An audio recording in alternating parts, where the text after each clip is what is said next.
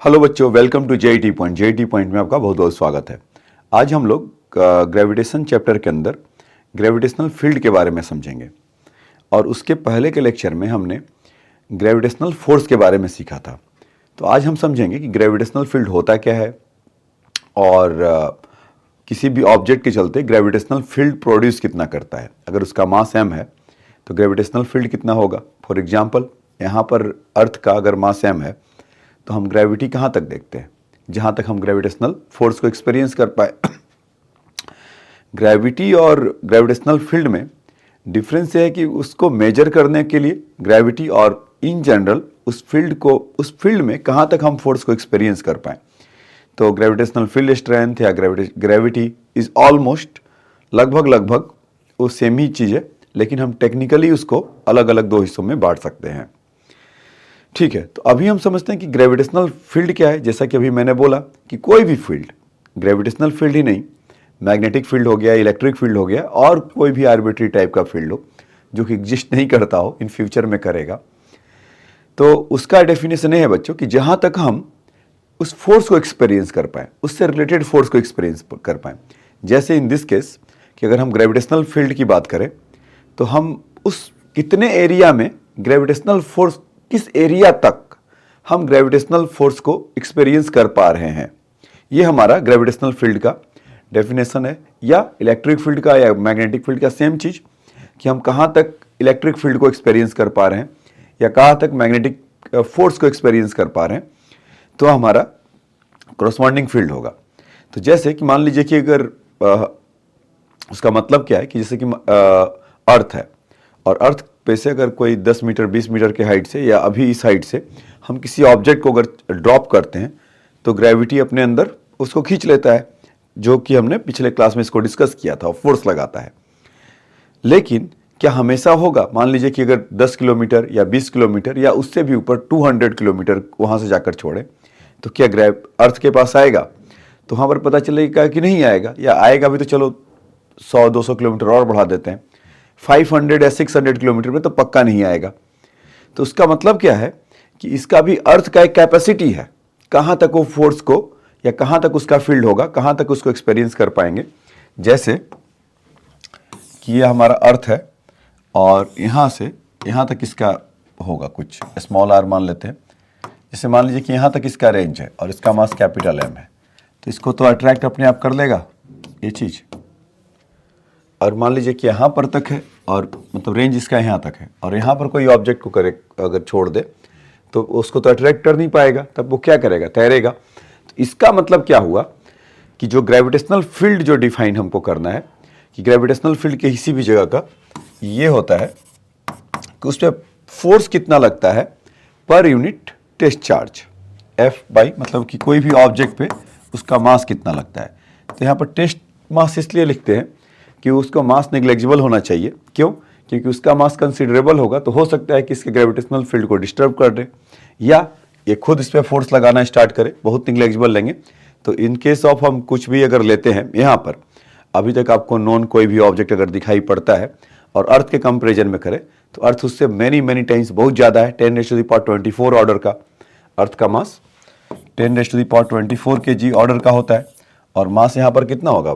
100-200 कितना भी ले लीजिए, 10⁻4-5 बहुत ज़्यादा हो गया वो भी, तो उसके मुकाबले तो बहुत कम है ना।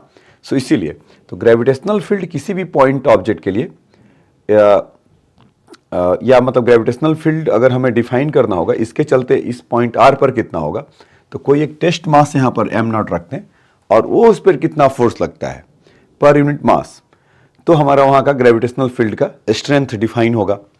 ठीक है, तो अभी देखिए कि अगर इन जनरल अगर हम बात करें कि इसके चलते और यहाँ पर इसका एक्सप्रेशन लाना चाह रहे हैं अगर ग्रेविटेशनल फील्ड का, F equal to G M into M R square, उसके सेंटर से लेकर इतना डिस्टेंस है। तो ग्रेविटेशनल फील्ड कितना हो जाएगा बच्चों? F by M. तो जैसे ही F बाई एम करेंगे तो m वहाँ से गायब हो जाएगा, G M by R square. तो इसीलिए उसको टेस्ट मास लेते हैं कि इसका कोई रोल नहीं है। तो इसके चलते वहाँ पर कितना हुआ, इसके चलते मतलब कि कोई अगर ऑब्जेक्ट मास m है, प्लेनेट के टर्म में जनरली लेते हैं ऐसे अगर उसका मास कम भी हो तब भी चलेगा, टेक्निकली तो हम बता ही सकते हैं ना कि उस मास के चलते वहाँ पर ग्रेविटेशनल फील्ड कितना हो रहा है। तो अगर उस प्लेनेट का मास m है, उसके सेंटर से कहाँ तक मैग्नेटिक फील्ड प्रोड्यूस करेगा, तो r तक पर करेगा, तो ये कितना होगा उसका मैग्नेटिक फील्ड का स्ट्रेंथ, Gm/r²। ठीक है बच्चों, तो टॉपिक का नाम लिख लीजिए ग्रेविटेशनल फील्ड।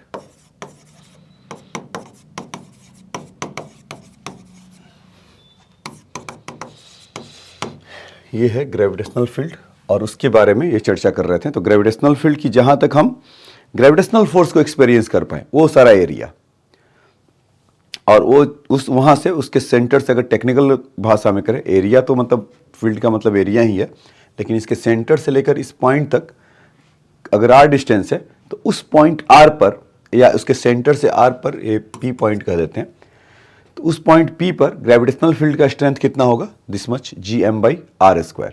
तो ये बात आप लोगों को समझ में आया? अगर समझ में आया तो इसको आप चाहो तो लिख सकते हैं। ठीक है, तो ये और जैसे मतलब अगर हमसे क्वेश्चन करते समय तो ऐसा मिल जाएगा कुछ कि भाई ये ऐसा है कि मास m है, जितना भी मर्जी ले लीजिए, 2 kg है, और इसके चलते अगर 2 मीटर के डिस्टेंस पर ग्रेविटेशनल फील्ड कितना है, तो सिंपल आप ऐसा मत सोचने लगिएगा, वो डेफिनेशन था कि G = F/m0। तो क्या कि मास यहाँ का बताओ तो ऐसा नहीं है कि उसके नहीं होगा, तो वो बस समझाने के लिए होता है कि टेस्ट मास लेते हैं m0। तो ये नहीं कि आप फोर्स लगा के फिर m0 से डिवाइड करिएगा, डायरेक्ट आप कह सकते हैं इसको कि कैपिटल G मास उसका m इंटू यहाँ पर जितना भी r² होगा। ये फॉर्मूला था बच्चों, इसका मतलब ये कॉन्सेप्ट से हम सीखे थे कि इसका एक्सप्रेशन यही आया था। फिर यहाँ पर G के जगह पे G और मास उसका 2/2 का स्क्वायर, तो यहाँ से G/2। तो G/2 आपको बताया था 22/3 इंटू 10⁻⁻11 ले सकते हैं और अपॉन 2, तो इतना आ जाएगा। और इसका जो यूनिट होगा न्यूटन पर केजी, क्योंकि इसके अगर आप देखिए यहाँ से कितना होता था F/m0, तो इतना हो जाएगा। तो 10/3 3.33 इंटू 10⁻⁻11 न्यूटन पर केजी। तो ये तो बातचीत हुआ था, ये बातचीत हुआ कि किसी भी पॉइंट ऑब्जेक्ट के चलते उसका ग्रेविटेशनल फील्ड कितना होगा। तो ये बात तो आप सबको क्लियर हो गया होगा कि Gm/r², what ever their mass, वहाँ से डिस्टेंस का होगा। और यहाँ से एक चीज़ और आप नोटिस कह सकते हैं कि कोई मास m है और एक बार यहाँ लग रहा है, एक बार यहाँ लग रहा है, इस पॉइंट 1 पे और पॉइंट 2 पे, तो ग्रेविटेशनल फील्ड कहाँ पर ज़्यादा होगा। तो आपने नोटिस किया होगा कि मास अगर यहाँ पर ऐसा है, अगर सेम कर दे, G तो कांस्टेंट होता ही है, तो G is inversely proportional to 1/r² gravitational field. तो जो जितना पास होगा, अगर ग्रेविटेशनल फील्ड 1 का ज़्यादा होगा या ग्रेविटेशनल फील्ड 2 का ज़्यादा होगा, तो ऑब्वियसली आप कहेंगे gravitational field 1 is more than the gravitational field 2, because यहाँ पर डिस्टेंस कम है, तो वहाँ पर फोर्स ज़्यादा एक्सपीरियंस करेंगे as compare to second point. तो ये बात आपको समझ में आ गया होगा कि gravitational field is inversely proportional to 1/r²। ठीक है बच्चों, तो पॉइंट मास के लिए ऐसा होगा, और इसमें आप बहुत सारा कुछ बना सकते हैं या देख सकते हैं, या जैसे मैं चलिए तो एक दूसरा अगर इस तरह का अगर सोचें कि सपोज एक का मास m है और एक का मास कुछ 4m है ऐसा, और इन दोनों के बीच का डिस्टेंस कुछ ले लीजिए d ही ले लेते हैं। तो यहाँ पर इसके चलते, अच्छा, उसका जो कोई ऑब्जेक्ट अगर पॉइंट मास के लिए रखते हैं यहाँ पर m0, तो फोर्स कैसा एक्सपीरियंस करेगा, ये वाला तो इधर कर रहा होगा और ये वाला इधर करेगा, तो ग्रेविटेशनल फील्ड का डायरेक्शन किधर होगा बच्चों। उस पॉइंट P पर अगर कोई जाए, यहाँ पर मान लीजिए मैंने तो ऐसा सोच लिया, अगर पॉइंट P पर हो तो m वाला अपने इस तरह से खींचेगा और यहाँ पर इस तरह से खींचेगा, दोनों अपने तरफ अट्रैक्शन हमेशा करता है अगर कोई पॉइंट ऑब्जेक्ट को रखेंगे तो अगर मैं यहाँ पर पूछूं आपसे कि अच्छा ये बताओ कि किस पॉइंट P पर जो ग्रेविटेशनल फील्ड होगा वो शून्य होगा, कहीं ना कहीं तो होगा ना इस पॉइंट पर। जैसे मान लीजिए कि यहाँ पर है और इसका 4m वाला इधर अपना खींच रहा होगा, तो कहाँ पर, किस पॉइंट पर ग्रेविटेशनल फील्ड का इफेक्ट जीरो हो रहा होगा। तो यहाँ से हम कह सकते हैं कि ये G1 यहाँ से लग रहा होगा और यहाँ से G2 ऐसा लग रहा होगा, और सिंस उसका नेट G नेट अगर शून्य है तो हम यहाँ से कह सकते हैं G1 minus G2 equal to 0। तो यानी कि उस पॉइंट G1 पर और G2 पर ऐसा होगा। तो ये टोटल डिस्टेंस D है, तो यहाँ से मान लेते हैं कि x है। हमें x ही निकालना है कि किस पॉइंट P पर इलेक्ट्रिक फील्ड का ग्रेविटेशनल फील्ड का मैग्नीट्यूड शून्य होगा। तो अगर आप देखेंगे G1 के चलते तो Gm बाई एक्स स्क्वायर यही होगा G1 के चलते इस पॉइंट P पर, अगर x डिस्टेंस है तो ऐसा। उधर से अगर देखेंगे तो G4m और यहाँ से डिस्टेंस उसका कितना है d माइनस एक्स का स्क्वायर, इस तरह का। तो यहाँ से G से G, m से m कैंसिल हो जाएगा। तो 1 by X square equal to 4 by D minus X का होल स्क्वायर।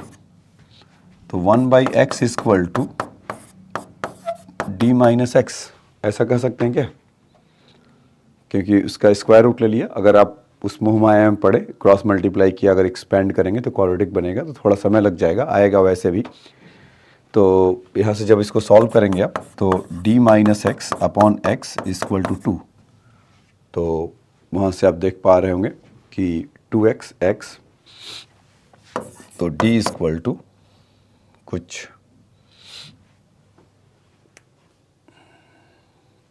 3x, तो x का वैल्यू d बाई 3। तो यहाँ पर d बाई 3 जो पॉइंट होगा वहाँ पर इससे उसका ग्रेविटेशनल फील्ड का मैग्नीट्यूड 0 होगा। तो ये पॉइंट मास के लिए इसका एक छोटा सा एप्लीकेशन आपको दिखाया कि अगर हमसे कोई पूछा जाए कि वहाँ पर उस पॉइंट के लिए कितना मैग्नेटिक फील्ड है वगैरह वगैरह, तो आप उसको बता सकते हैं। ऐसा ही पॉइंट ऑब्जेक्ट को आप सजाकर ट्रायंगल पे लाकर या उस पर कहीं लाकर वो भी निकाल सकते हैं। ठीक है, तो ये तो क्वाइट क्लियर है, आसान भी है कि इसका पॉइंट मास के चलते ग्रेविटेशनल फील्ड किसी पॉइंट पर क्या होगा। तो अकॉर्डिंगली हम वहाँ पर उसका फॉर्मूला जो एक्सप्रेशन लेकर आए हैं Gm बाई आर स्क्वायर, और उसको करेंगे तो काम हमारा हो जाएगा। अब क्या करेंगे बच्चों कि अपना ग्रेविटेशनल फील्ड निकालने का दायरा एक्सटेंडेड बॉडी की तरफ बढ़ाएं। मतलब एक्सटेंडेड बॉडी मतलब कि जहाँ पर कंटिन्यूअस बॉडी है उसके चलते ग्रेविटेशनल फील्ड कितना क्रिएट हो रहा है। तो एक एक करके हम लेंगे, मतलब रिंग के चलते देखेंगे, फिर उसके बाद रॉड के चलते देखेंगे, फिर उसके बाद स्फेयर के चलते देखेंगे, फिर लॉन्ग स्ट्रेट वायर के चलते देखेंगे। ये 4 चीज़ों का ग्रेविटेशनल फील्ड निकालेंगे। तो उसमें रिंग के लिए पहले सेंटर पे देखेंगे, फिर उसके बाद और भी कुछ कलाकारी करेंगे कि एक्सियल पॉइंट पर क्या होगा। फिर अगर स्फेयर की बात करें या रॉड की बात करें तो उसके एक्सियल पॉइंट पर निकालेंगे, फिर परपेंडिकुलर बाइसेक्टर पर निकालेंगे। तो बहुत मज़ा आएगा, आ जाइए एक एक करके सबको देखते हैं। तो पहला हमारा है कि ग्रेविटेशनल फील्ड, थोड़ा पेन का कलर चेंज कर लिया जाए।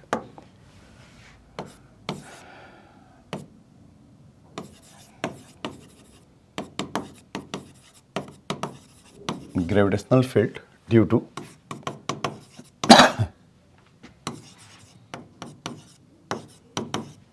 ring, ऐसा। तो केस 1 लेते हैं पहले, अलग अलग केस में देखते हैं कि एट सेंटर। देखिए, तो मान लीजिए कि एक रिंग है,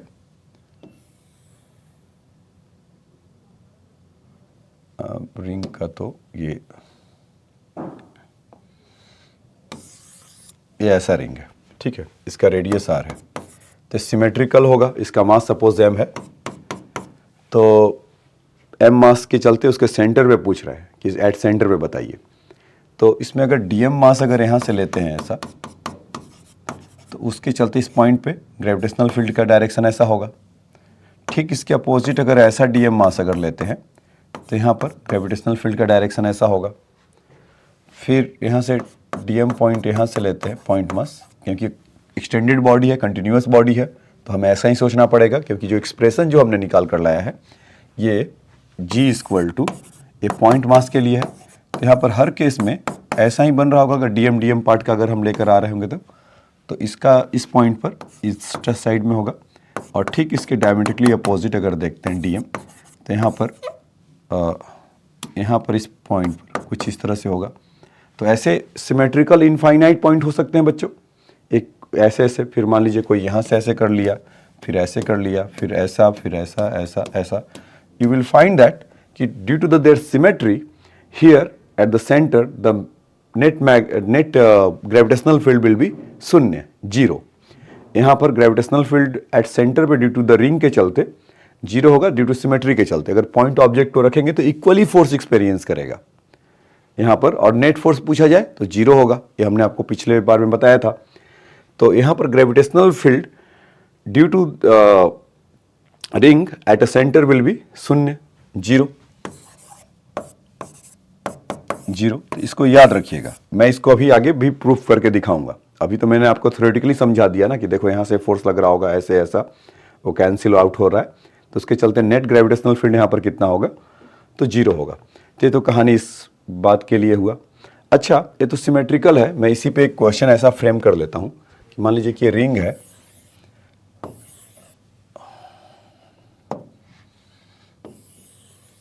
इस तरह का, तो इस रिंग को थोड़ा सा कट कर ले ऐसा।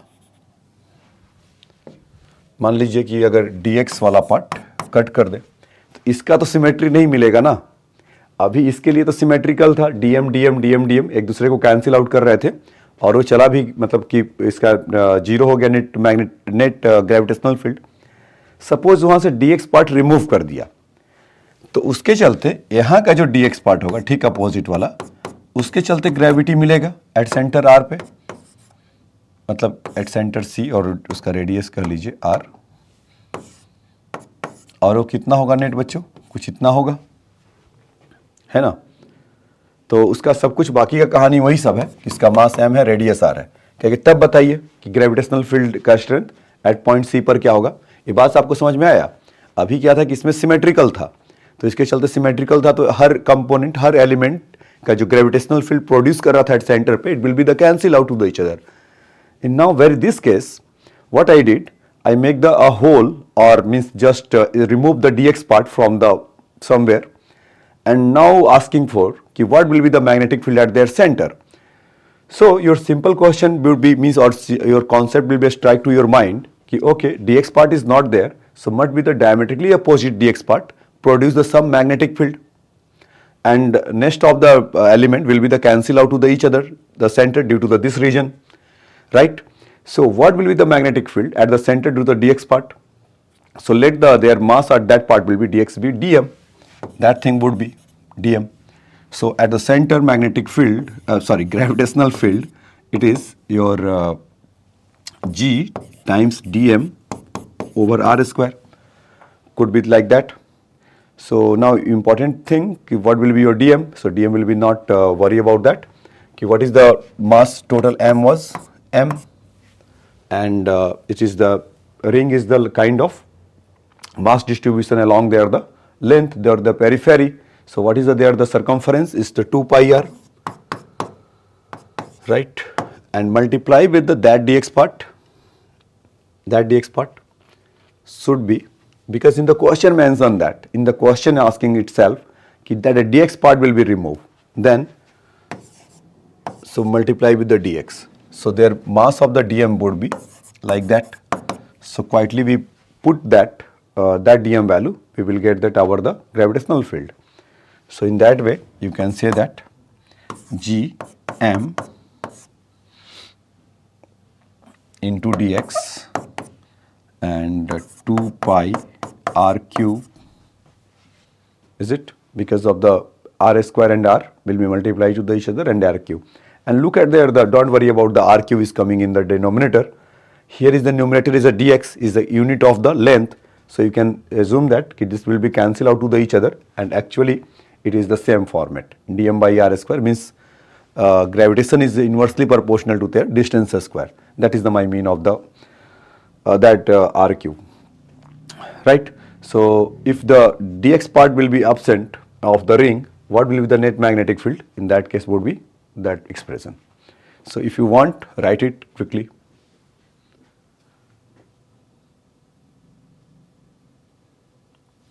Okay, now let's come to the now in the very first this case is the we interested to find the case 1 at the center, gravitational field centre पे निकालने के लिए हम लोग आए थे। अब उसके बाद क्या करते हैं कि थोड़ा इसको टेढ़ा मेढ़ा करके, मतलब ऐसा इमेजिन करिए कि मतलब रिंग तो चलो ठीक है, ऐसा रिंग था तो उसके सेंटर पे अभी निकाला, अभी हम इसको ऐसा इस पे कर दें और समवेयर हियर मीन्स उसके एक्सियल पॉइंट पर अगर हमें निकालना हो ग्रेविटेशनल फील्ड, तब क्या होगा। आ जाइए नेक्स्ट क्वेश्चन में देखते हैं एंड नेक्स्ट उसका पार्ट देखते हैं कि case 2 at axial point due to again same ring having mass m and radius r। So बच्चों इनको क्या करेंगे कि ऐसा एक इस तरह का रिंग को थोड़ा सा उसको ऊपर की तरफ ले जाए। पहले अभी ग्राउंड पे था तो ऐसा विजुलाइज कर लीजिए, या नहीं हो पा रहा तो इसको मैं और अच्छा से बना देता हूं। अब तो विजुलाइज कर पा रहे होंगे कि रिंग को ऐसे रख दिया और इसका रेडियस है कुछ r, ये गिवन है। तो मान लीजिए हम यहाँ पर इस x पॉइंट इसको ले लेते हैं। हम इस पॉइंट P पर इंटरेस्टेड है निकालने के लिए कि इसके चलते इस मास m का अगर रिंग अगर होगा तो उसके एक्सियल पॉइंट पे ग्रेविटेशनल फील्ड क्या होगा। तो ओके, तो कंटिन्यूअस बॉडी है, तो कंटिन्यूअस बॉडी होने के चलते ये रिंग को अब विजुलाइज हो रहा होगा। ठीक है, तो यहाँ से हम क्या करेंगे कि एक इसका dx पार्ट देखते हैं एंड इसका dm पार्ट निकाल लेंगे कि dm पार्ट क्या होगा। तो dm पार्ट के चलते यहाँ पर कुछ इस तरह से इस पॉइंट P पर ग्रेविटेशनल फील्ड आ रहा होगा इन दैट डायरेक्शन, इस यू कैन से द dg। तो वैसा ही एक ठीक सिमेट्रिकल अगर यहाँ से अगर लेंगे तो ये भी तो बोल रहा होगा मैं भी इस dg, क्योंकि उसमें भी अगर dm पार्ट लिया इसमें भी dm पार्ट लिया तो ऐसा कुछ होगा। ये वाला एंगल बच्चों कितना हो जाएगा थीटा, और ये वाला भी थीटा, क्योंकि ठीक अपोजिटली लिया गया है, जस्ट एक एलिमेंट के लिए लिए हैं। So when you will see that कि dg component if you break down in the, इस dg का जो कंपोनेंट है इसको अगर हम ब्रेक कर दें ऐसा, तो this thing dg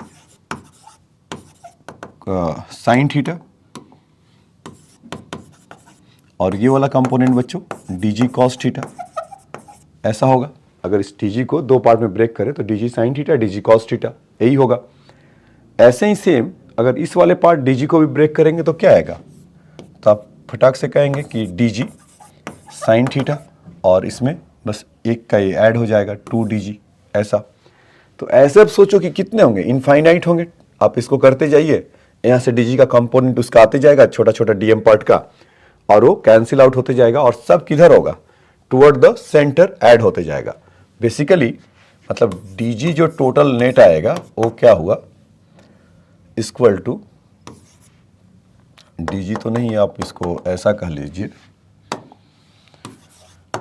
g net जो आएगा वो क्या हो जाएगा बच्चों, integration of dg cos theta, ऐसा ये मिलेगा। अब dg का वैल्यू कितना है, तो हम वहां से dm पार्ट के लिए देखे थे, तो g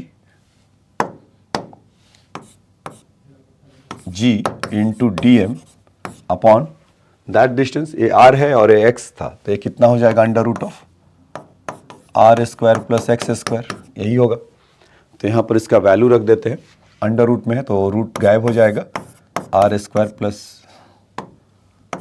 एक्स स्क्वायर का रूट का स्क्वायर।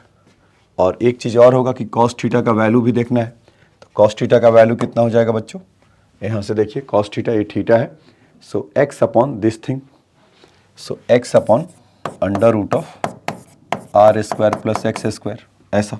तो आप यहाँ से देखेंगे G D m into x are square plus x square raise to the power 3/2 ऐसा आया। तो एक्सियल पॉइंट पर तो अगर हमसे पूछा जाए कि जी नेट अगर कितना होगा ड्यू टू द रिंग, तो इतना होगा बच्चों ऐसा, ठीक है। तो इस पे अभी हम कई सारे केसेस भी बनाएंगे, देखेंगे और आपको समझाएंगे भी। तो सबसे पहले तो एक आपको जो प्रॉमिस किया था कि मतलब केस 1 में कि ड्यू टू द सेंटर पर मैग्नेटिक फील्ड क्या होगा। अगर जैसे ही हम x का वैल्यू यहाँ पर 0 पुट करेंगे तो हमारा x कहाँ पर आ जाएगा, यहाँ से यहाँ सेंटर पे आ जाएगा। x का डिस्टेंस क्या था, from centre to this point. तो एट देखिए at x is equal to 0 you will be reach at centre.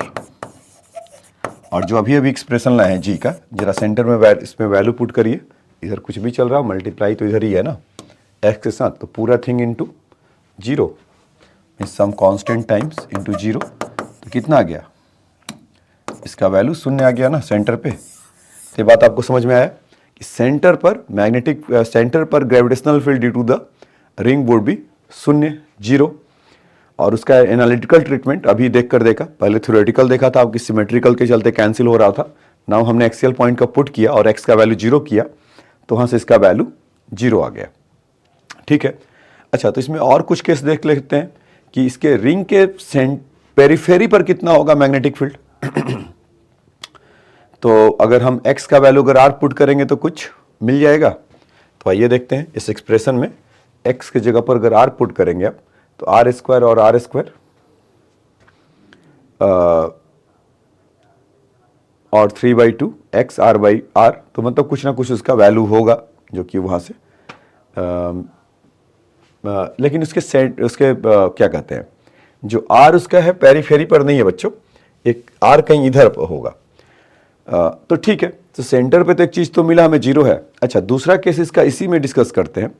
r का वो मतलब नहीं था, मुझे लगा कि r यहाँ पर है, उसे इंटरसेक्ट करते हो तो दिखा रहा है, लेकिन नहीं, उसके सरफेस पे नहीं है, समवेयर ऊपर की तरफ होगा। रिंग अगर ऐसा है, क्योंकि सरफेस पे तो हम वैसे भी नहीं जा सकते ना, कि x का डिस्टेंस क्या था, फ्रॉम सेंटर से यहाँ पर था, सेंटर से ऐसे था, तो हम उसके पेरिफेरी पे कैसे घूम सकते हैं। ठीक है, तो अब देखिए कि अगर हम उसका दूसरा केस अगर देखें कि अगर मान लें कि x का वैल्यू बहुत ज़्यादा है, बहुत ज़्यादा से मतलब कुछ 30 टाइम्स या कम से कम 30 टाइम्स अगर होता है तब उसको मानते हैं।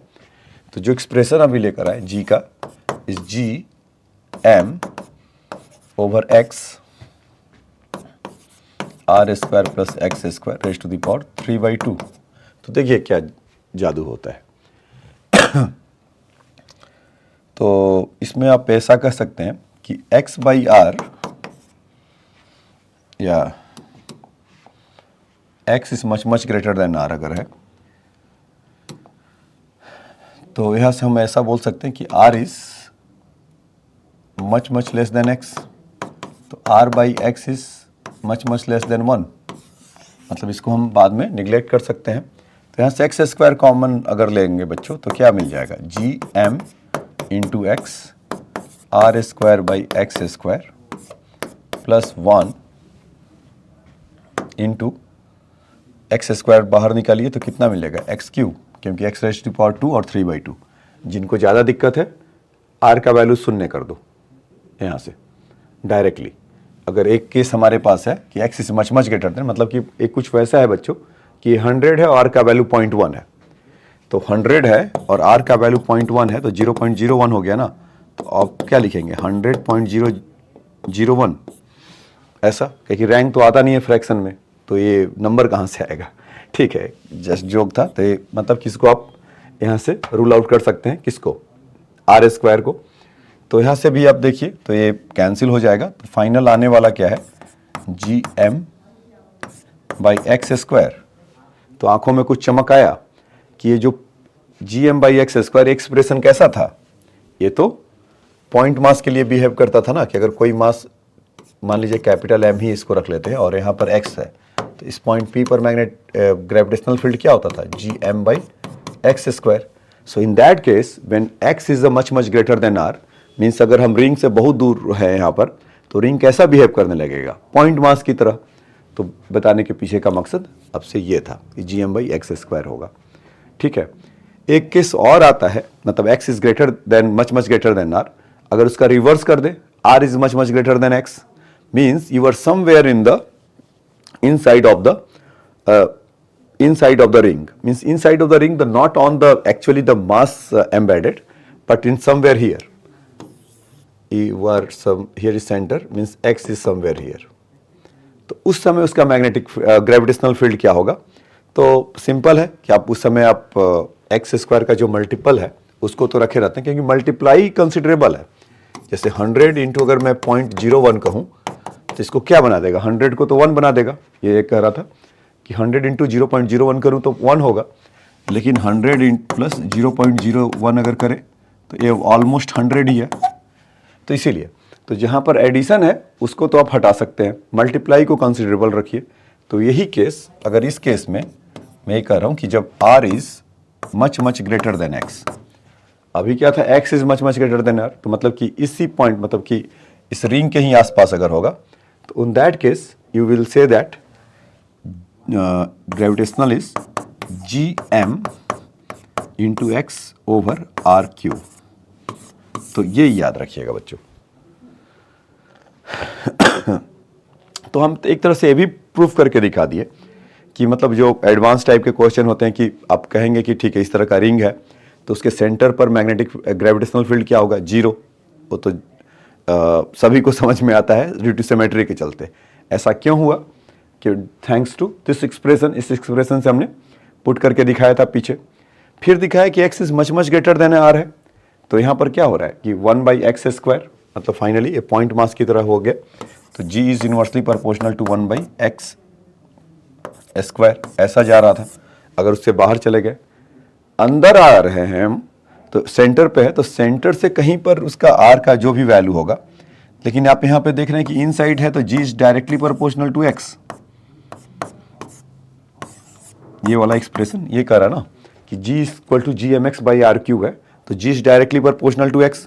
मतलब ये हुआ कि अगर आप सेंटर से कुछ दूरी पे चले होंगे तो वो तो बढ़ रहा है, यही मतलब है ना, g is directly proportional to x। Somewhere कुछ ऐसा हुआ कि उसके बाद से वो घटने लग रहा है।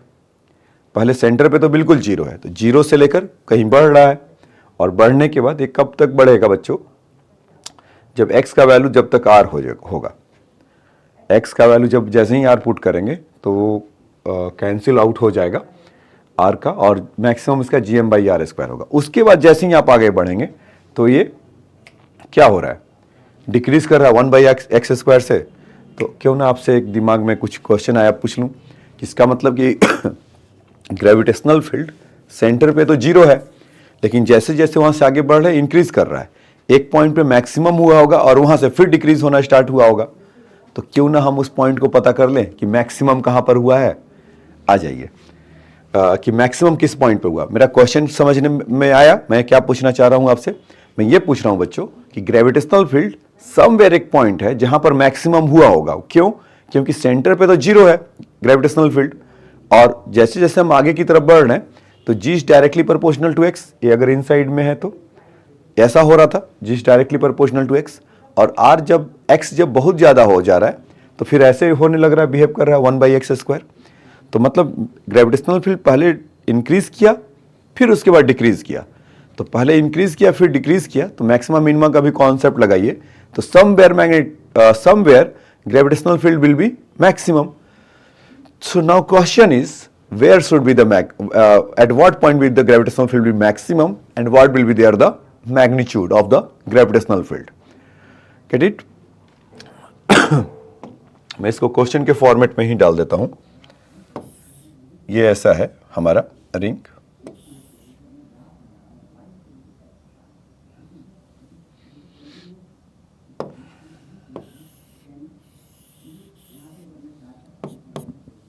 x है और रेडियस इसका r है।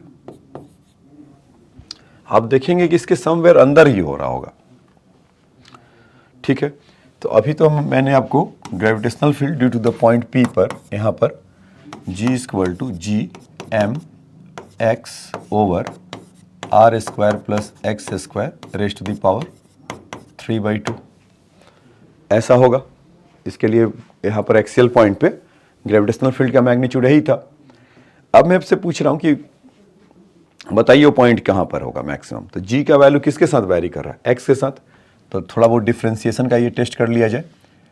तो dg/dx का वैल्यू कितना हो जाएगा बच्चों, gm तो कांस्टेंट है, तो कोसेंट फॉर्मूला आप जानते होंगे u/v, इसमें v² u' into v minus U into V prime, ऐसा होता है। तो इसको मल्टीप्लाई करेंगे, मतलब इसको स्क्वायर करेंगे तो R square plus x square का पावर 3 हो जाएगा। एक्स को डिफ्रेंशिएट करेंगे तो 1, R square plus x square power 3/2 minus X. अब इसको अगर डिफ्रेंशिएट करना होगा तो R square plus x square को पहले पावर को करेंगे 3/2, तो R square plus x square का पावर 1/2 हो जाएगा। और बचा इनसाइड द आर स्क्वायर का डिफ्रेंशिएशन 0, और यहाँ पर एक्स स्क्वायर का डिफ्रेंशिएशन कुछ 2x। एक्स स्क्वायर का अगर नहीं दिख रहा है तो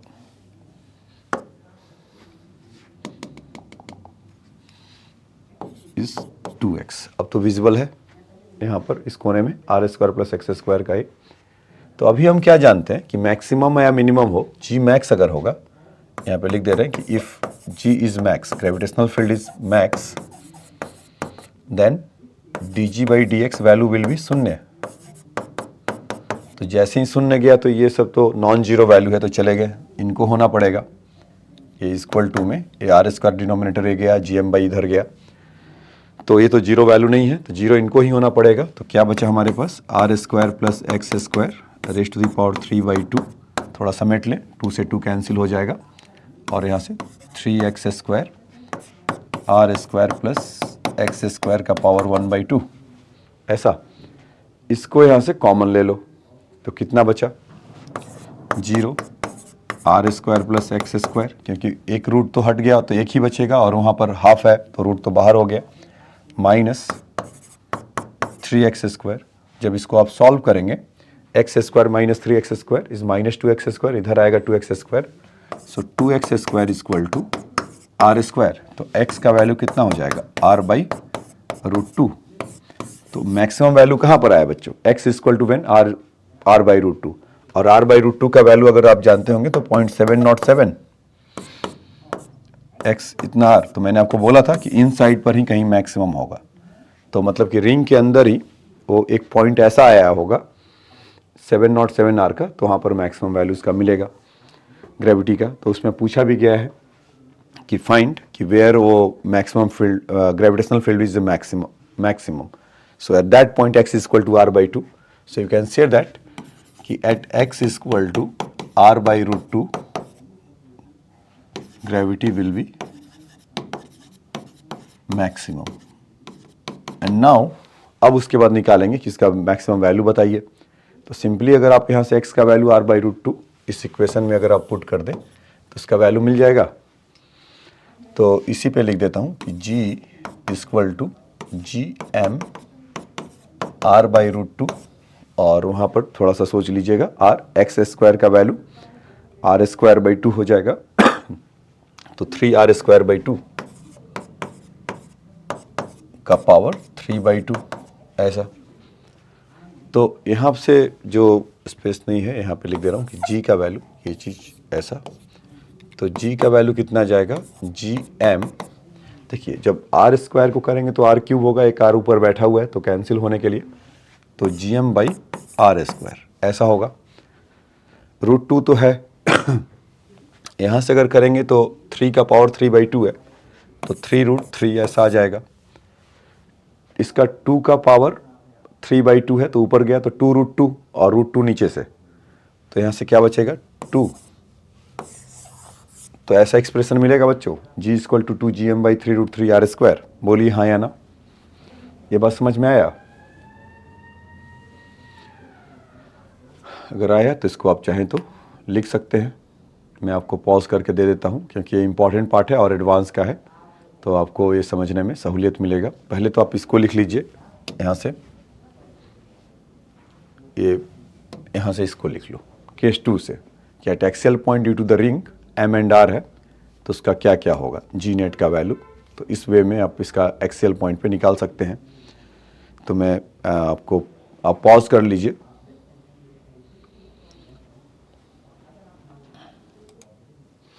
ठीक है बच्चों, अब इसके बाद इसको लिख लीजिए आराम से पॉज करके, जो भी आप लिख पाना चाह रहे हो। X is much much greater than R के लिए क्या हुआ था और उसका वैल्यू। ठीक है, अब इसके बाद इसको लिख लीजिए पॉज करके।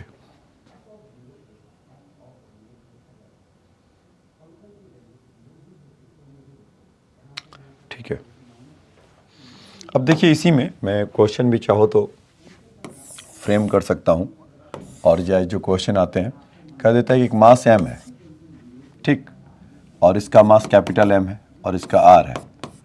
तो ये कह रहा कि कितना फोर्स एक्सपीरियंस कर रहा होगा। तो ऑब्वियसली इसी फोर्स से जो ग्रेविटेशनल फील्ड का था ठीक उसी के डायरेक्शन में फोर्स भी लगेगा।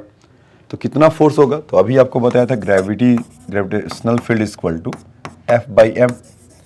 तो F is equal to m into G. क्या कह रहे सर, ये तो रूप बदल के आ गया, वही यही था F is equal to mg। पहले बचपन के दिनों में सब जो सीखा था, बचपन मीन्स कुछ चैप्टर पहले, तो mg जो ग्रेविटी लगता था mg, ये इसी के चलते लगता था बच्चों।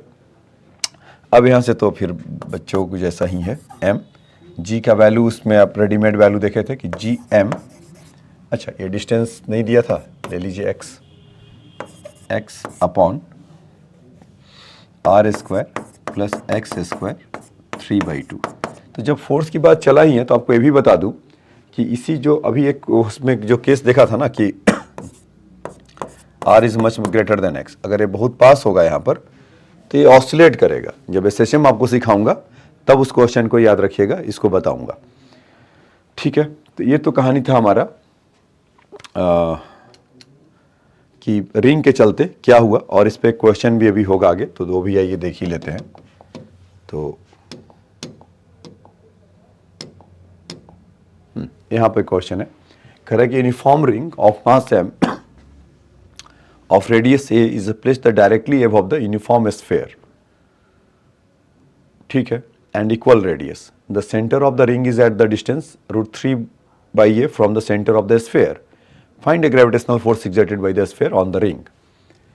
तो मतलब कुछ इस तरह का हुआ है, एक स्फीयर है और एक रिंग है। चाहो तो इसको ये तो बना ही सकते हैं फिगर, आप ऐसा बना लीजिए, ये रिंग है और एक स्फीयर है,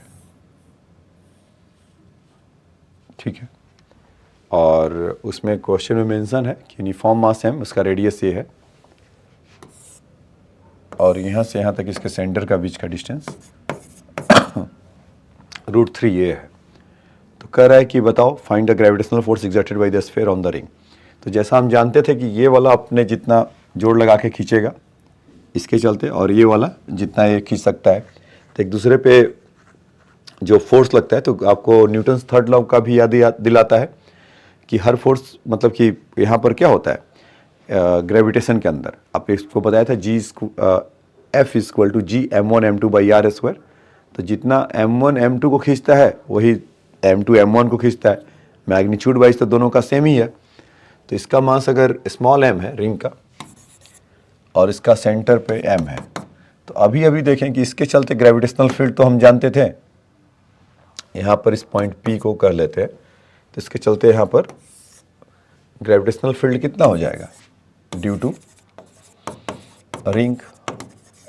तो यहाँ से देखेंगे G equal to G M, X की जगह पर कितना है √3 है और उसका रेडियस कितना है a स्क्वायर √3a का होल स्क्वायर पावर 3/2। कुछ यही बनेगा कि जो g का एक्सप्रेशन था gmx by a square plus r square plus x square. So r is your a and x is the √3a. So you can simply put that the values a square plus 3a square, this become 4a square, and 4a square का अगर हम power 3/2 लेंगे तो this thing become 4 का 3/2 power is 8. So वो तो 8 हो जाएगा और a क्यूब। तो यहाँ पर gm √3a upon 8a cube, तो a से तो ये कैंसिल होगा, कुछ इसको a स्क्वायर बना देगा। तो मिला क्या बच्चों आपको 3/8 √3/8 gm बाई a स्क्वायर। तो ग्रेविटेशनल फील्ड रिंग के चलते यहाँ पर मिल रहा है, तो सिर्फ फोर्स कितना लगेगा सिंपली मल्टीप्लाई कर दीजिए। उसका मास m है, स्मॉल m है, इसका मास स्मॉल m था, स्मॉल m है, स्मॉल m है। सो फोर्स इक्वल टू क्या होगा, m इंटू जी। देखो वही बन रहा है m इंटू जी। तो यहां से कितना हो जाएगा बच्चों, ये 3/√g m into small m by A square. ये वाला m मल्टीप्लाई हो रहा है यहाँ पे और स्मॉल m का उसमें है। तो बात समझ में आया कि ग्रेविटेशनल फील्ड या उस पर फोर्स कितना एग्जर्ट करेगा। तो ये जो ग्रेविटेशनल फील्ड का एप्लीकेशन बहुत ज़्यादा है फोर्स निकालने के लिए। तो और भी एक बार को फोर्स में हमें दिक्कत होगा कि ऐसा करना है वैसा करना है, ऑल्दो बहुत क्लोज ही हैं एक दूसरे के। अब बस मास टाइम्स वहाँ पर वो करते रहिए और जैसा आप ग्रेविटी को लिए करते थे वही काम वहाँ पर कर सकते हैं। तो इस तरह से आप उसको बता सकते थे या कर सकते थे। ठीक है, तो अब आ जाइए, अभी आपको जो मैंने एक चीज ग्रेविटेशनल फील्ड में पॉइंट ऑब्जेक्ट के लिए और रिंग के चलते बताया, और रिंग का वेरियस केसेस हमने देखा कि रिंग अगर सेंटर पर उसका होगा तो ग्रेविटेशनल फील्ड क्या होगा, 0 समवेयर पॉइंट पर होगा। तो बाकी उससे हमने निकाल कर आपको बताया। और फिर उसके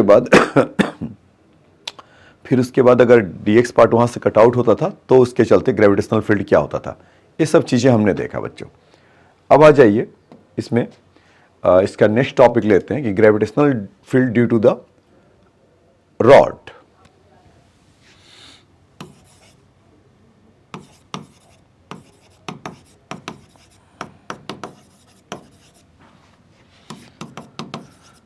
field due to rod having mass m और लेंथ उसका l है, ऐसा तो क्या होगा।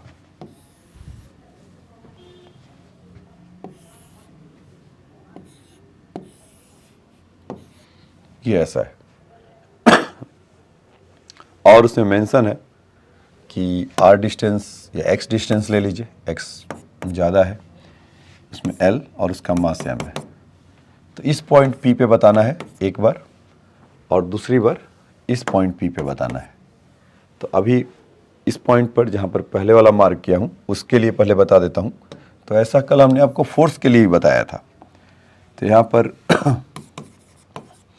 केस 1 एट एक्सियल पॉइंट इसको बोलते हैं। तो एक्सियल पॉइंट पे देखते हैं क्या हो रहा है।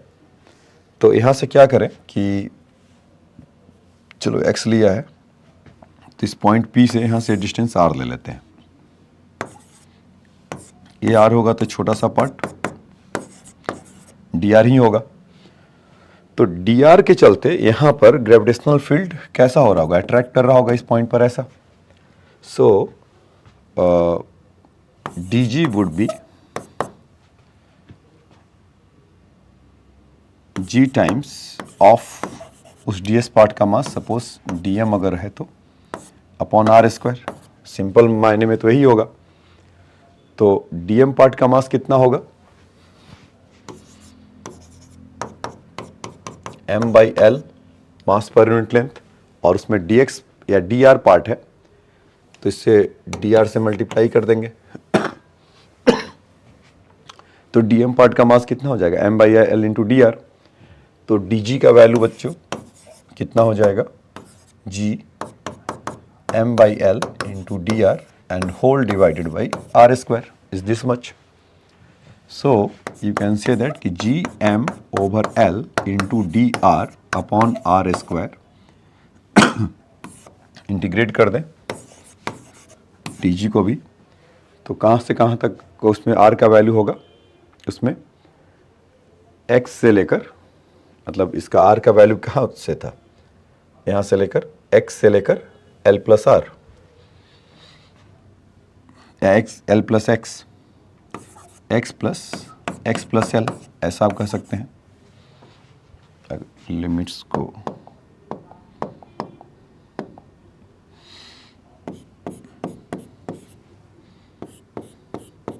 ऐसा लिमिट लगाएंगे x से लेकर x प्लस l। लिमिट समझ में आया बच्चों।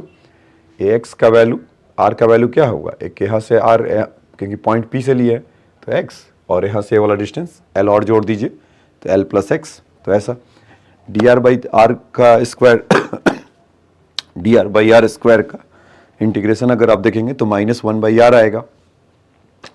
तो उसको अगर आप सॉल्व करेंगे g के जगह पे तो कितना हो जाएगा m m/l तो है ही है इधर, और उसमें जब अपर लिमिट लोअर लिमिट लगाएंगे -1/r में तो -x प्लस l और -1/x, so it would be 1/x -1/l plus x। तो ये आएगा आपका। आप चाहो तो यहीं छोड़ दो, नहीं तो आप अलजेब्रा भी करके कर सकते हैं कि l plus x minus x l cancel होगा, तो ऊपर से आप यहाँ से पाएंगे कि यहाँ से नीचे से भी l कैंसिल हो जा रहा है, जो कि फोर्स में वो होता था पहले।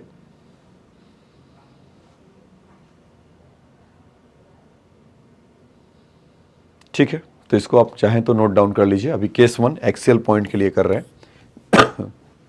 दूसरा अभी इक्वेटोरियल पॉइंट इसका देखेंगे, तो इसको फटाफट नोट डाउन कर लीजिए पॉज करके आप लोग।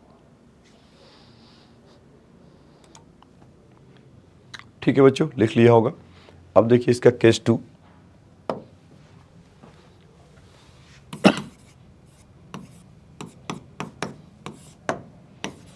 एट इक्वेटोरियल पॉइंट,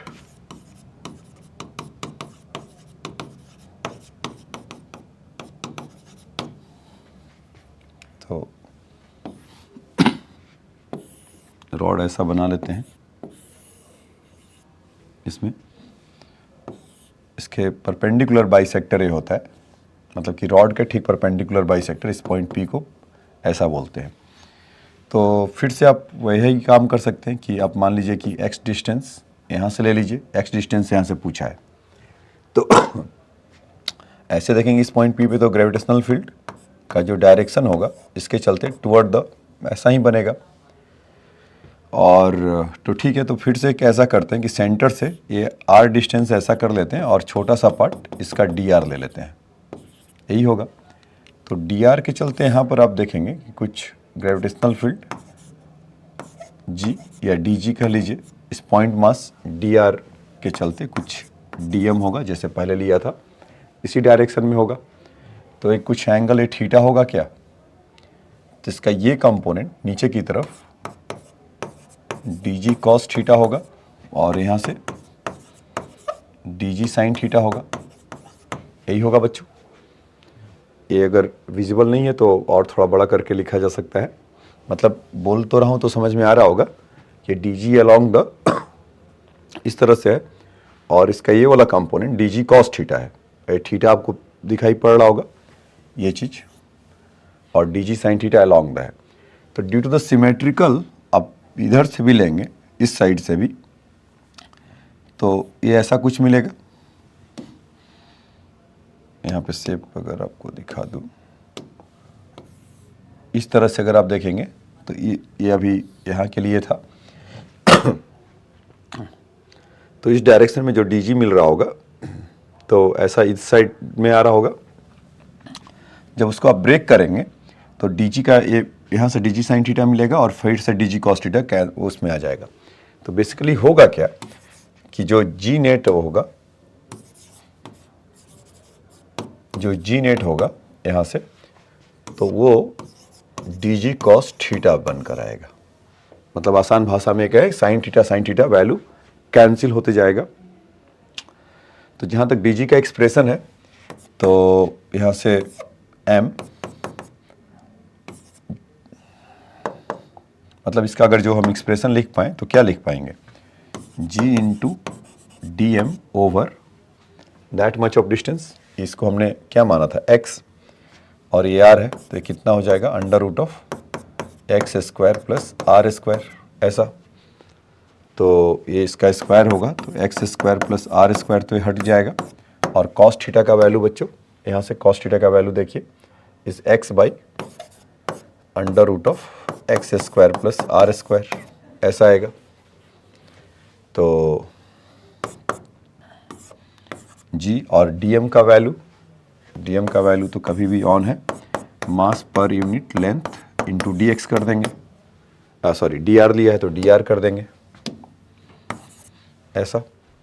तो G dm की जगह पर m/l, ये तो अलग हो जाएंगे, और यहाँ से आपका dx, तो इसको थोड़ा सजा कर लिखेंगे तो dx x² प्लस r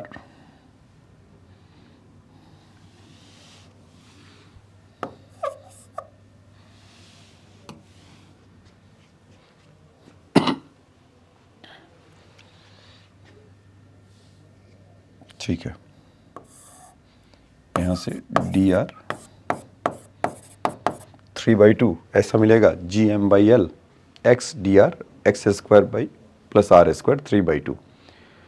अच्छा, अब ये देखें कि dr का वैल्यू होगा क्या, तो इसको सिमेट्रिकल लिया तो इसी को ओरिजिन मान लेते हैं, तो इसका -l/+l/2 टू -l/2 या -l/2 लोअर लिमिट, यहाँ से अगर देखेंगे तो -l/2 0, और इसका क्या होगा l/2 0, तो इसका जो लिमिट होगा एक r का, तो इधर जा रहा है तो -l/2 सबसे मिनिमम, और जब इधर आ रहा है तो +l/2 मैक्सिमम, और वहाँ पर जाकर सजाए तो हमारा काम फटाफट बन जाएगा। तो अगर उसको इंटीग्रेट करें तो कुछ मिलेगा। इंटीग्रेशन के लिए कुछ रूल्स वगैरह सीखा हुआ है आप लोग ने।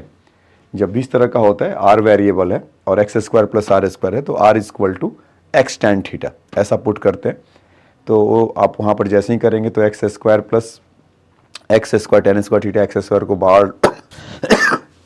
बाहर की तरफ लाइए, 1 प्लस tan² थीटा होगा, फिर sec² थीटा का पावर 3/2 sec क्यूब, फिर ऊपर जाएगा, फिर कैंसिल वगैरह कुछ होने के बाद, मतलब जिनको करने का मन है उनके लिए मैं यहाँ से बता दे रहा हूँ। यहाँ से पुट करिए r = x tan थीटा, और फिर उसके बाद कमाल देखिए तो, और dr के जगह पर ऐसा हो जाएगा, dr के जगह पर x तो c का पार्ट है ना, tan थीटा के साथ वेरिएबल है, x तो डिस्टेंस गिवन है, tan theta sec² theta into d theta ऐसा। तो dr के जगह पर x sec² theta d theta यहाँ पर पुट करेंगे तो एक sec से sec कैंसिल होगा, cos² थीटा होगा, फिर cos² थीटा को 1 प्लस cos2 थीटा/2, उसमें सारा कुछ रिजॉल्व करते हुए जब आप लेकर आएंगे तो आपका जो एक्सप्रेशन मिलेगा इसका ग्रेविटी के चलते, तो gm/l x तो आपको दिखाई पड़ ही रहा है, और यहाँ से जब आप पुट करेंगे तो उसका एक्सप्रेशन कुछ आएगा बच्चों कि l² plus 4 x² plus 4l² का अंडर रूट, और फिर वहाँ से निकल कर आ जाएगा।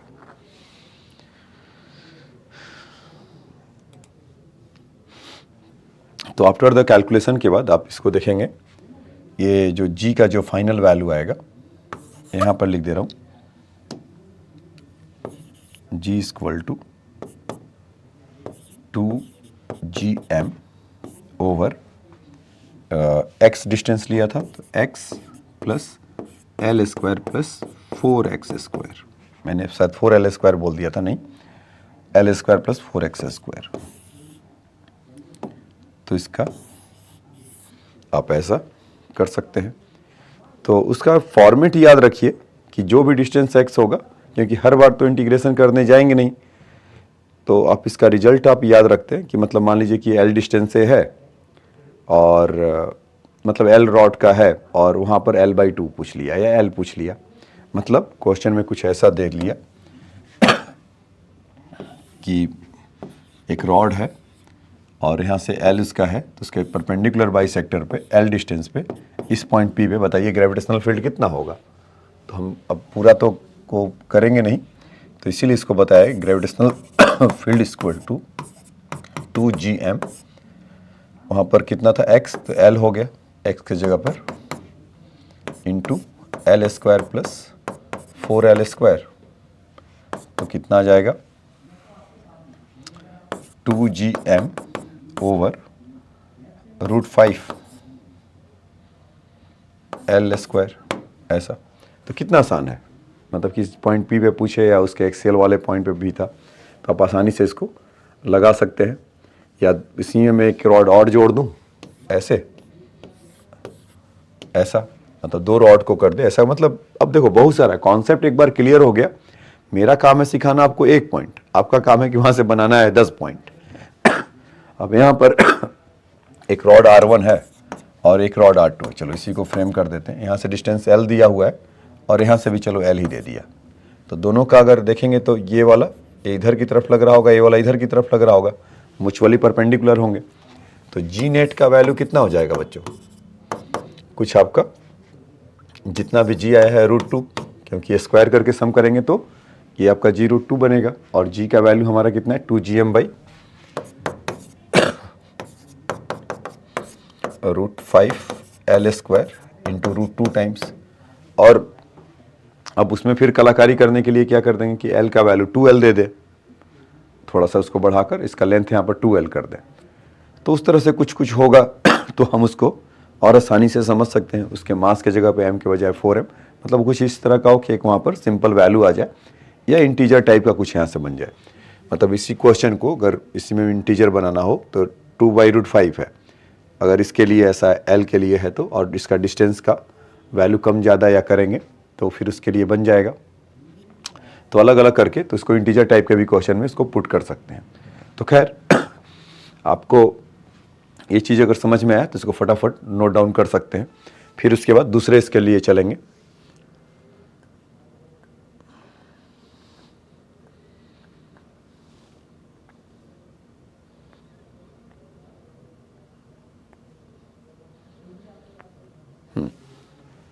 ठीक है बच्चों, अब आ जाइए कि ये तो रॉड में आपने दो तरीके का देख लिया। एक तो आपने एक्सियल पॉइंट पे देखा और दूसरा आपने उसके परपेंडिकुलर बाइसेक्टर पे देखा। अब हम लोग gravitational field due to arc निकालेंगे।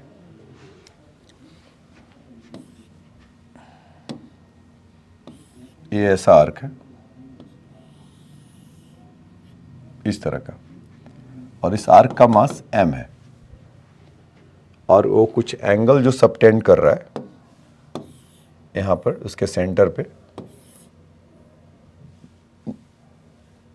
कुछ थीटा, वो ऐसा मान लीजिए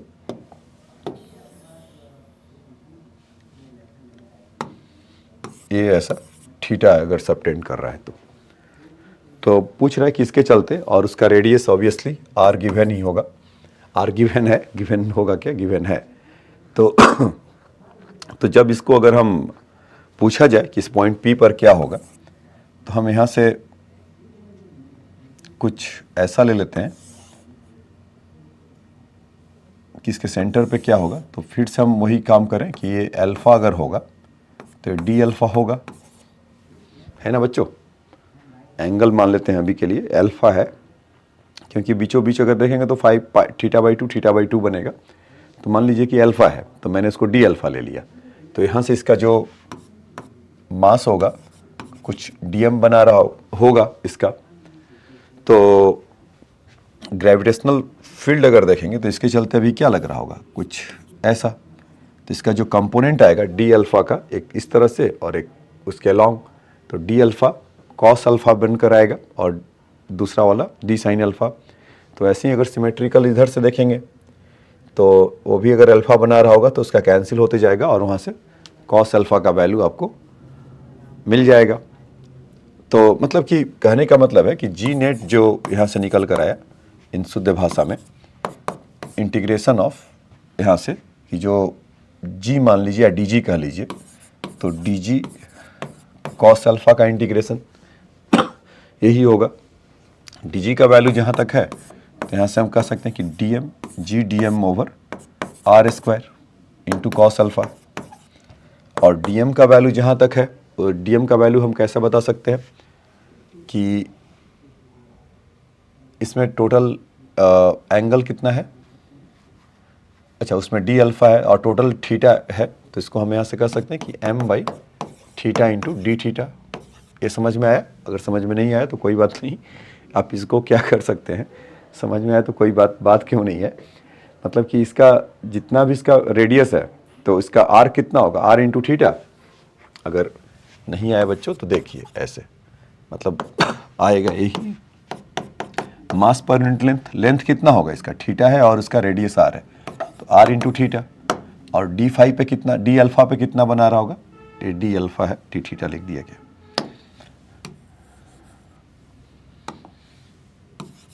डी अल्फा। तो डी अल्फ़ा इंटू आर, तो आर से आर कैंसिल हो गया, तो M into D theta into D alpha, तो उसका मास का उतने पार्ट का वैल्यू यहाँ पर ऐसा लिख सकते हैं।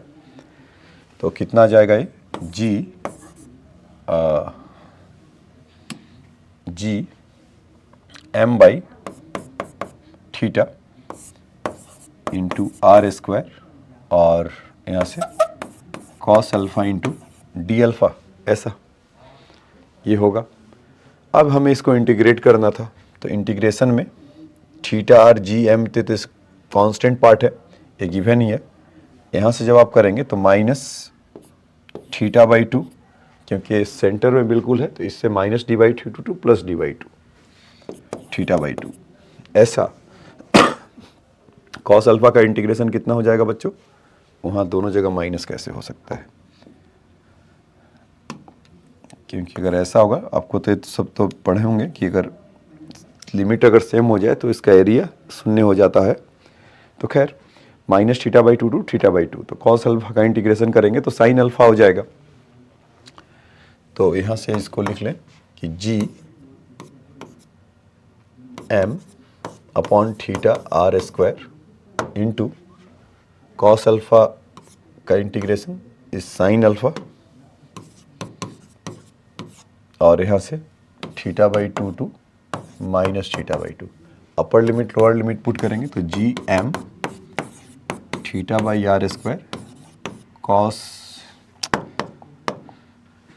नहीं बच्चों, साइन थीटा बाई टू, और माइनस ऑफ माइनस हो जाएगा, क्योंकि माइनस अगर देखिए लगाए यहाँ पर माइनस थीटा बाई टू ना, तो sine of minus theta by two कितना हो जाएगा? Minus sine theta by two, तो दोनों कैंसिल हो जाकर ऐड अप हो जाएंगे। तो क्या मिला? 2gm sine theta by two upon theta R square. तो इसको बच्चों आपके मेमोराइजेशन के लिए ऐसा आप बना सकते हैं कि ऐसा याद रखने के लिए कि जो इसका g आता है आर्क के लिए, तो g m और sine theta by two upon are square को तो अलग रख लीजिए, और ये जो 2 को है इधर थीटा बाई टू में कर लीजिए। तो जो यहाँ पर theta by two sine whatever the angle theta अगर है तो sine theta by two upon theta by two, ये वाला तो क्वाइट कॉमन है, G M by R square, ये तो होगा ही होगा। अगर एम है तो G M by R square होगा, लेकिन जो आर का है उसके चलते कि इतना होगा sign theta by two upon theta by two. ये बात समझ में आया? तो ये आपको, ये इसके लिए था, टॉपिक का नाम gravitational field due to the arc.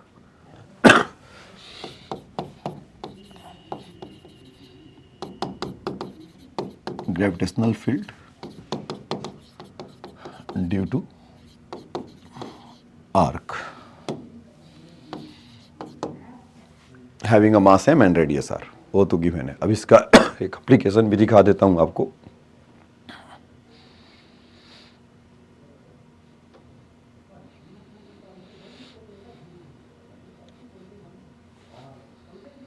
तो इसको लिख लीजिए अपना म्यूट करके, जैसे भी लिखना है, या सॉरी पॉज करके।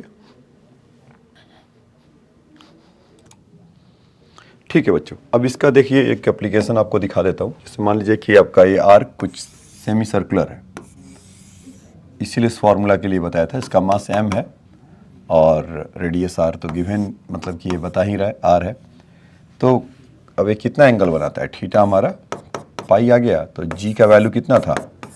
जी एम ओवर, बोलो बच्चों, साइन थीटा बाई टू, यही बोलना चाह रहे हैं, अपॉन आर स्क्वायर तो है, और यहाँ से थीटा बाई टू। तो सिंपल थीटा का वैल्यू कितना है बच्चों?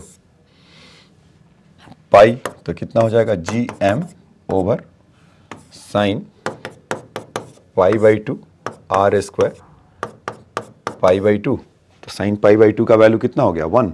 तो बस आंसर घर ले जाइए। तो G M R square into pi into two, ऐसा।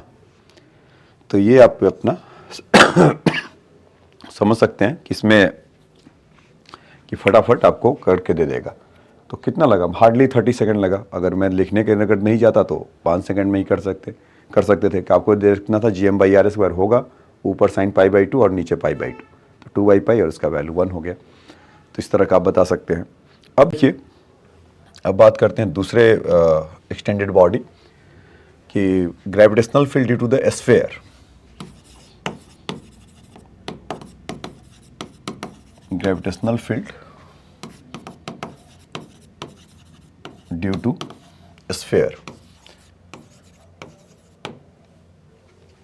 तो अब स्फीयर के साथ ये चक्कर है कि स्फीयर हमारा ये हॉलो होता है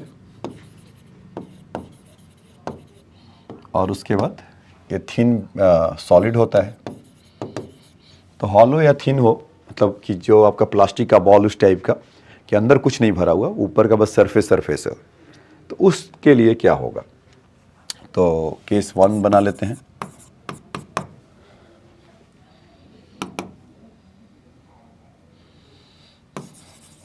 फॉर हॉलो स्फीयर। तो एक यहाँ पर बच्चों स्फीयर ऐसा बना लीजिए इस तरह का, एक ही काफ़ी है और उसका रेडियस सपोज r है, ठीक। तो ड्यू टू द सिमेट्री या एक सेल इफेक्ट होता है, उसके अंदर कुछ भी अगर देखेंगे तो यहाँ पर तो इनसाइड उसका जो ग्रेविटेशनल फील्ड का वैल्यू है वो 0 होगा। क्यों ऐसा होगा, ड्यू टू द सिमेट्री के चलते। तो अभी हमने देखा था ना रिंग वाला, तो रिंग कहीं एक्सटेंडेड है, रिंग वहाँ पर क्या केवल एक रिंग होता था, मतलब कि अगर आप हॉलो स्फीयर में देखेंगे so you will absorb that a single ring means great circle type का वैसा, और various type of the ring means कि अगर उसके ऊपर बैठाते जाइए तो ऊपर या नीचे वैसा ही होगा, तो वो भी सिमेट्रिकल होगा। तो किसी पॉइंट पर अगर ग्रेविटेशनल फील्ड आपसे पूछा जाए इसमें इनसाइड, तो दिस थिंग विल बी 0। ये अगर हॉलो स्फीयर या सेल कहते हैं तो उसके लिए एक उसका। दूसरा पॉइंट इसमें कि अगर उसके सरफेस पे हो gravitational field due to the surface, तो यहाँ से g का वैल्यू gm/r² होगा इसमें। और फिर उसके बाद मतलब पॉइंट मास की तरह बिहेव फिर करेगा। और इसका तीसरा जो पार्ट, इसको आप ऐसा कह सकते हैं कि g आउटसाइड, तो जो भी डिस्टेंस यहाँ से मान लेना है आपको, अगर r डिस्टेंस लेना है तो जैसे gm/r² होता है वैसे हो जाएगा।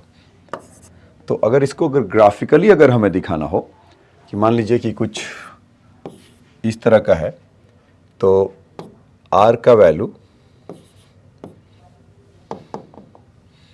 r अगर r था, मतलब r के इधर तो कोई ग्रेविटेशनल फील्ड ही नहीं है, और इसके इधर मतलब कि एक कप ऐसा कह सकते हैं x r पर ये चीज़ ऐसा होगा, और इसका जो उस समय का वैल्यू है gm/r², कुछ इस तरह का होगा बच्चों।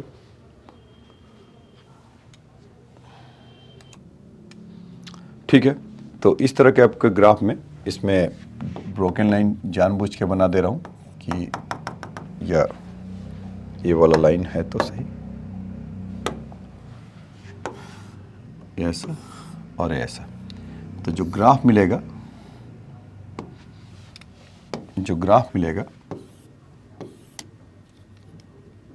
इस तरह का, तो ये इस ग्राफ को याद रखिएगा। तो कई बार इसमें ग्राफ भी आपसे मिलते हुए आता है कि अगर थिन सेल है तो इसके अंदर ग्रेविटेशनल फील्ड 0, सरफेस पे कितना होगा gm/r², क्योंकि x r² यही वाला वैल्यू लिखा हुआ है। और उसके बाद अगर जाएंगे तो gravitational field is inversely proportional to 1/r²। तो अभी आप ऐसा कर सकते हैं कि रिंग वाले में क्या था कि सेंटर पे 0 था, सेंटर पे तो इसका भी 0 होगा, ये तो पूरा ही 0 होगा। वहाँ से इंक्रीज़ किया फिर डिक्रीज़ किया। सेल के केस में क्या करेंगे कि अंदर तो कुछ होगा ही नहीं, और एक बार उसके बाहर निकलेंगे तो gm/r² वही है, और उसके बाद वो डिक्रीज़ करेगा। वैसे कहानी वहाँ भी था कि पहले इंक्रीज़ किया फिर डिक्रीज़ किया था, कहाँ पर रिंग के लिए। अब आ जाइए, अब इसी को ग्रेविटेशनल फील्ड जो स्फीयर के लिए था, तो केस 1 फॉर हॉलो स्फीयर के लिए जो निकाले थे, अब उसका दायरा बढ़ाते हैं सॉलिड स्फीयर के लिए। अगर सोचते हैं कि ग्रेविटेशनल फील्ड, या केस 2 कर लेते हैं फॉर सॉलिड स्फीयर, ऐसा। तो यहाँ पर ये सॉलिड है, तो ये मास का डिस्ट्रीब्यूशन होगा, मतलब कि सॉलिड मतलब पूरा, जो आप रबड़ का बॉल एक कह सकते हैं उस तरह का या कोई भी जो क्रेजी बॉल इस टाइप का जहाँ पर सॉलिडनेस आपको दिखाई पड़े, तो आप उसको ले सकते हैं। ठीक है, तो मान लीजिए कि अगर इस पॉइंट P पर हम निकालने में इंटरेस्टेड हैं इनसाइड इसका, तो और इसका मास बच्चों वो सब गिवन है, m है इसका मास और इसका रेडियस r है, तो हमें उस पॉइंट P पे निकालना है क्या, ग्रेविटेशनल फील्ड। और मार्क कर लेते हैं वेरियस पॉइंट, एक इसको Q पे निकालना है और दूसरा एक R पे निकालना है। तो सबका डिस्टेंस यहाँ पर r है, ये तो आपको रेडियस r दिखाई पड़ रहा होगा और यहाँ से ये स्मॉल r बढ़ाते जाएंगे। तो आइए पहले r पॉइंट के लिए निकाल लेते हैं, क्योंकि वो फिर एक पॉइंट मास की तरह बिहेव करेगा। तो ग्रेविटेशनल फील्ड एट r, या आउटसाइड भी कह सकते हैं इसको, तो पॉइंट मास की तरफ बिहेव किया तो कितना हो गया, gm ओवर r स्क्वायर, यही होगा। सरफेस पे gq एट सरफेस, अभी जो इन जनरल पॉइंट निकालेंगे उसी से आपको ये सब दिखा देंगे। एट सरफेस पे अगर देखेंगे तो gm over capital R square, ऐसा। अब उसके देखिए कि इनसाइड पॉइंट,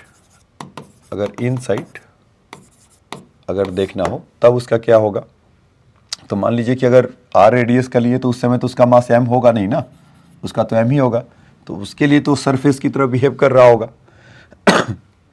तो उसका जो g होगा, g mass of m upon वहाँ से r स्क्वायर, यही बोलेंगे। अब उस मास का m मास का कितना होगा, m इक्वल टू, इसका सॉलिड है तो इसका मास का डिस्ट्रीब्यूशन कैसा होगा बच्चों, पूरे वॉल्यूम पर, तो इसलिए mass per unit volume m upon 4/3 pi r cube into 4/3 into pi x cube. तो 4/3 पाई कैंसिल हुआ, तो m का वैल्यू कितना आ गया यहाँ से, small m become your m into x cube over r cube. तो इसका वैल्यू अगर यहाँ पर अगर आप रखेंगे तो ये कितना आ जाएगा, gm,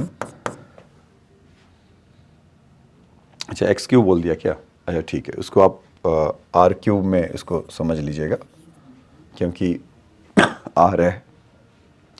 तो gm, इसको हटा ही देता हूँ अगर आपको कन्फ्यूज़न हो रहा है तो,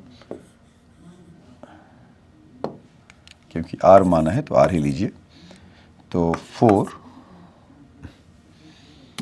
यहाँ से m r cube by capital R cube, ऐसा। तो जब उसका वैल्यू पुट करेंगे m के जगह पे m r cube by capital R cube, तो हमारा काम होते जाएगा g m r cube upon capital R cube, ये होगा, और डिनोमिनेटर में r स्क्वायर है, ये r कैंसिल हो जाएगा, तो इसका वैल्यू फाइनली कितना निकल कर आएगा, gm r over r cube, ऐसा, gm ओवर r क्यूब। ये तो ड्यू टू द, तो आप इसमें पा रहे होंगे कि जो g का जो वैल्यू है वो डायरेक्टली प्रोपोर्शनल कितना है, ये क्या दिखा रहा है, g is directly proportional to r, ऐसा बन रहा होगा, है ना। तो और इसका अब r का वैल्यू अगर कैपिटल R रख देते हैं, यहाँ पर देखिए इसी एक्सप्रेशन में gm बाई, इसको चलो मैं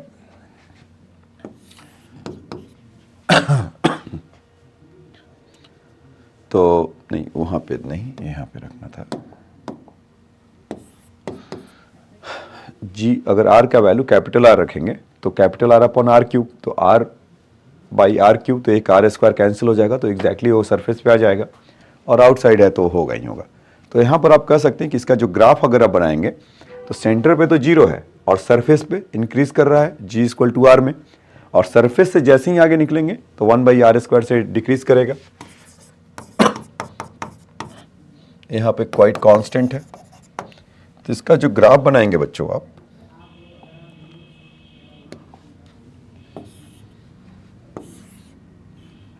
इसीलिए स्पेस बचा रहा था उसको लिखने के लिए ही। तो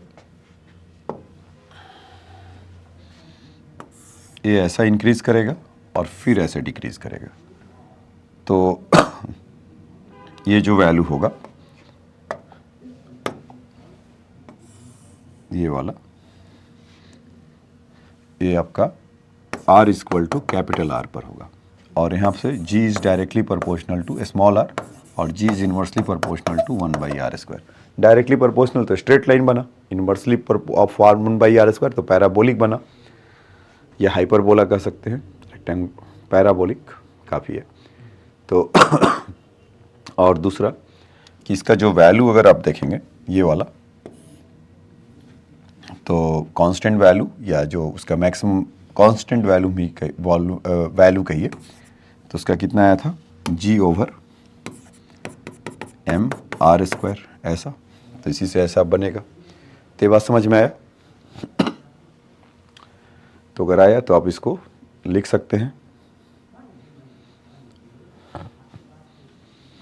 तो ये तीनों पॉइंट पर अभी देखा कि केस 2 में फॉर सॉलिड स्फीयर के लिए सेंटर पे तो एग्जैक्टली 0 होगा, आर का वैल्यू आप शून्य रखिए तो सेंटर पे पहुंच जाएंगे तो 0 होगा। इसमें 3 पॉइंट था, आउटसाइड पॉइंट तो Gm/r², तो पॉइंट मास की तरह बिहेव कर रहे हैं। एट सरफेस पे अगर देखते थे तो Gm/r² कांस्टेंट होगा। Inside anywhere it related with this thing, तो उसको कैसे निकाला गया ये आपको बताया कि Gm/r/r³ और उसका वैल्यू आ जाएगा। और फिर आपको उसको वेरीफाई करके भी दिखाया कि R इक्वल टू अगर कैपिटल R³ हो जाए तो क्या होगा। ठीक है, अब आ जाइए देख लीजिए इसको, चलिए पहले नोट डाउन कर लीजिए फटाफट।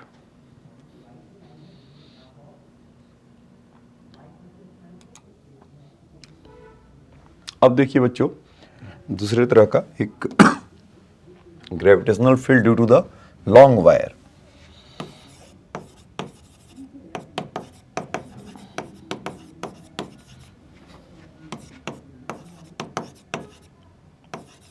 Field due to long wire का मतलब इनफाइनाइट। लॉन्ग खाली बोला है तो इसलिए इसको ऐसा ले सकते हैं, जैसे ये वायर है और इसमें ऐसे डॉट डॉट डॉट 3-4 डॉट लगा दीजिए तो इसका मतलब इन्फिनिटी है। और इसमें मेंशन क्या होता है, इसका तो लेंथ फिर कैसे लेंगे, इनफाइनाइट है तो इसीलिए क्या होता है यहाँ पर लीनियर चार्ज डेंसिटी लैम्डा इसका गिवन है। It is given lambda mass density, linear mass density, तो मास पर यूनिट लेंथ होता है, ऐसा ये गिवन है ऐसा। तो अब हमसे क्या पूछा जा रहा है कि gravitational field due to the long wire कहाँ पर, इसमें कहीं से भी ले लीजिए, और ये आर डिस्टेंस है सपोज, इस पॉइंट पी पे चाहिए हमें। तो करें क्या, तो फिर से वही काम करेंगे कि जो पॉइंट मास तो है नहीं अभी, तो एक इमेजिन कर लें यहाँ पर ये डिस्टेंस मान लीजिए x है, तो ये कितना हो गया dx। तो dx के चलते इस पॉइंट P पर कितना है अट्रैक्ट कर रहा होगा, कुछ ऐसा, इस dg और यहाँ से theta. So due to the, और इस पॉइंट P पर जो ग्रेविटेशनल फील्ड का जो डायरेक्शन होगा वो अपनी तरफ इधर खींच रहा होगा, मतलब नेट तो वही आएगा। और दूसरा ऑल्दो होगा, मतलब इसका 2 कंपोनेंट होंगे, मतलब कि ये वाला dg cos थीटा होगा और यहाँ से dg sin थीटा होगा। तो ड्यू टू सिमेट्रिकल फिर वहाँ से लेंगे तो साइन थीटा वाला वो अपने घर जाएगा और dg cos थीटा वाला निकल कर एड अप होते जाएगा। ठीक है, इसका वैल्यू x है तो यहाँ से cos थीटा का वैल्यू कितना आ जाएगा बच्चों, वो r है, और ये वाला डिस्टेंस तो हमारा होगा ही कितना r² प्लस x²। तो cos थीटा का वैल्यू हो जाएगा √r² प्लस x²। तो इसका अगर हम देखेंगे, अगर इसका रिजॉल्व करेंगे, जी नेट का जो वैल्यू आएगा इंटीग्रेशन ऑफ ऐसे dg cos थीटा, बहुत सारे पॉइंट मास और एलिमेंटल मास जो होगा ऐसा सब ऐड अप होते जाएगा, और dg cos थीटा का कंपोनेंट ऐड होगा और इंटीग्रेट होते जाएगा, वहाँ से हम इसको बता सकते हैं। तो dg cos थीटा, तो इसके जगह पे तो dm over that distance r² plus x²। So r square plus x square का रूट है तो स्क्वायर हो गया, और कॉस थीटा का वैल्यू जैसा कि मैंने बोला था r upon are square plus x square, ऐसा। अच्छा, अभी आप देख रहे होंगे कि डीएम मास का वैल्यू कितना होगा बच्चों, लैम्डा इंटू डी एक्स।